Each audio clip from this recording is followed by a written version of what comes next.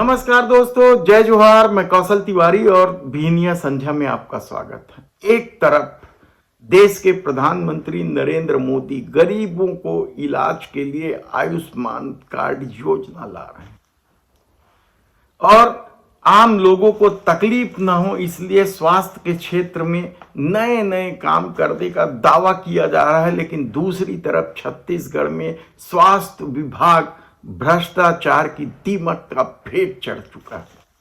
हर खरीदी में भ्रष्टाचार। डॉक्टर रमन सिंह के जमाने में याद कीजिए, डॉपलर से लेके किस तरीके से मशीनों की खरीदी में जबरदस्त घोटाला हुआ था और अब भी लगातार घोटाला हो रहा है। तो क्या इसके पीछे कोई माफिया का खेल चल रहा है?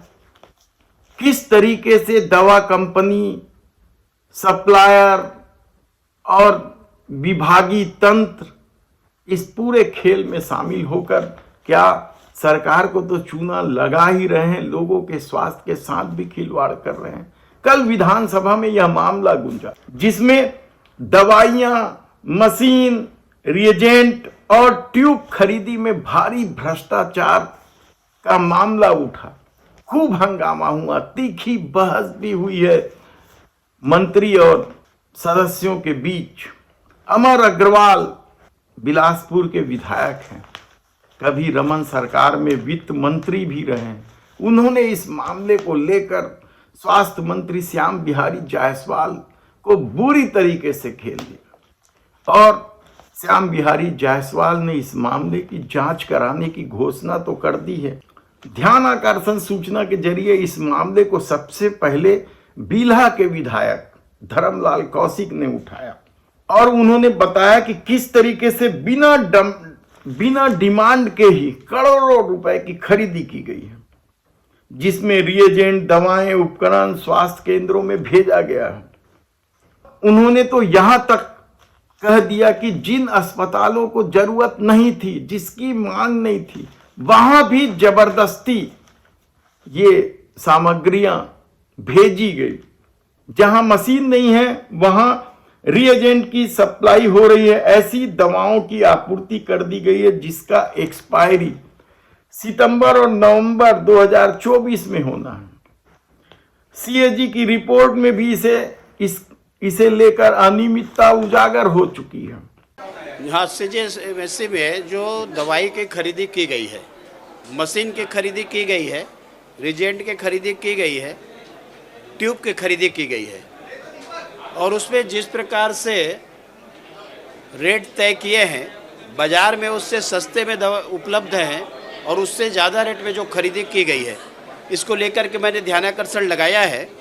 और इसमें मुख्य रूप से जो मोक्षित मेडिकेयर, साथ ही 9M इंडिया के द्वारा जो खरीदी की गई है, इसमें EDTA ट्यूब, साथ ही इसमें D dimer, fully auto analyser machine और उसके साथ में रिजेंट दवाइयाँ, ये जो खरीदी की गई है, निश्चित रूप से इसमें बड़ा करप्शन का मामला है, भ्रष्टाचार का मामला है। और ये महालेखाकार के उसमें भी आया है जिसका निर्णय अभी तक नहीं हुआ है। ये कंपनी के द्वारा सीजीएमएससी के द्वारा कराई नहीं गई है। साथ ही किसी प्रकार का इसमें जांच जो होनी चाहिए वो हुई नहीं। आज इस मामले को लेकर के उठाया गया और इसमें मंत्री जी के द्वारा सदन में घोषणा की गई है। एसीएस के अध्यक्षता में 2 आईएएस और मिलाकर के 3 लोगों की कमेटी में इसकी जांच की जाएगी और उसकी रिपोर्ट 3 महीने के अंदर जांच कमेटी के द्वारा प्रस्तुत की जाएगी। जहां पर डिमांड नहीं है, जहां पर मांग नहीं है, वहां दवाई की सप्लाई, जहां पर वो मशीन नहीं है वहां पर रिजेंट के आपको जो सप्लाई करना, और इस प्रकार से जो एक बड़े स्तर पर जो बिना डिमांड के जो उसमें सप्लाई की गई है और जिस प्रकार से उसमें मिली भगत के द्वारा जो टेंडर लगा करके ठेकेदार के द्वारा जो उसमें डिमांड की गई, तो एक बड़ा मामला इससे उजागर होगा। और प्रदेश में जिस प्रकार से जनता के बीच में जो ये लगातार ये मामले आते रहे हैं। इस मामले पे जांच होने के बाद में उनके ऊपर सख्ती से सख्ती कार्रवाई हो, इसके लिए हमने मांग किया था। मंत्री जी ने जांच के आदेश दिए हैं।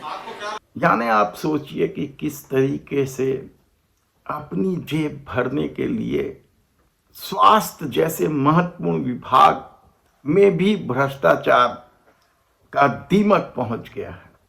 आम लोगों के जीवन के साथ किस तरीके से खिलवाड़ किया जा रहा है। एक्सपायरी डेट की दवाएं जो जल्दी एक्सपायरी होने वाली हैं, ऐसी दवाओं की सप्लाई करके किस तरीके का खेल हो रहा है। धन्यवाद।